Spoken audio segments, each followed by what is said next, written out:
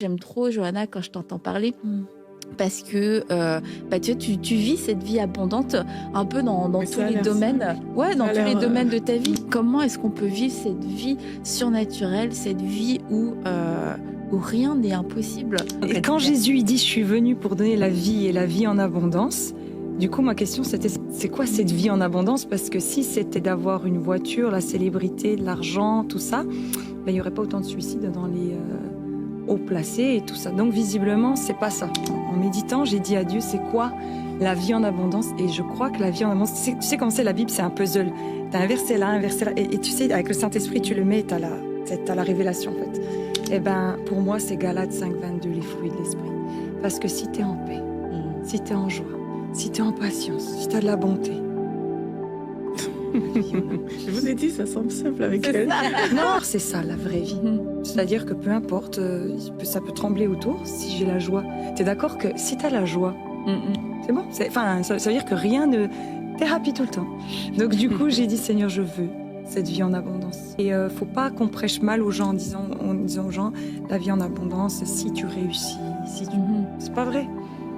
Chez les avocats, tu as un nombre de drogués énorme. Alors, ça veut pas dire qu'il faut avoir une vie de roots, cool, voilà, on fait rien de notre vie.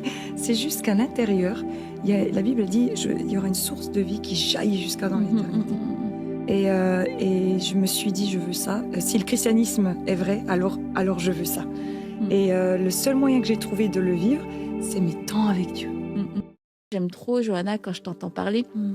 Parce que tu vis cette vie abondante un peu dans tous les domaines. Ouais, dans tous les domaines de ta vie. Comment est-ce qu'on peut vivre cette vie surnaturelle, cette vie où rien n'est impossible? Et quand Jésus il dit « Je suis venu pour donner la vie et la vie en abondance », du coup, ma question, c'était « C'est quoi cette vie en abondance ?» Parce que si c'était d'avoir une voiture, la célébrité, l'argent, tout ça, il n'y aurait pas autant de suicides dans les hauts placés et tout ça. Donc, visiblement, c'est pas ça.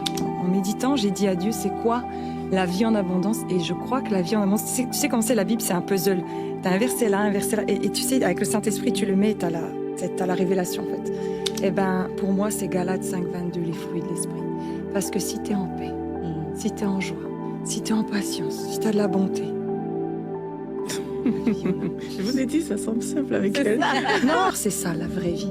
C'est-à-dire que peu importe, ça peut trembler autour si j'ai la joie. Tu es d'accord que si tu as la joie, c'est bon. Ça veut dire que rien ne...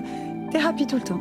Donc du coup, j'ai dit, Seigneur, je veux cette vie en abondance. Et faut pas qu'on prêche mal aux gens en disant aux gens, la vie en abondance, si tu réussis,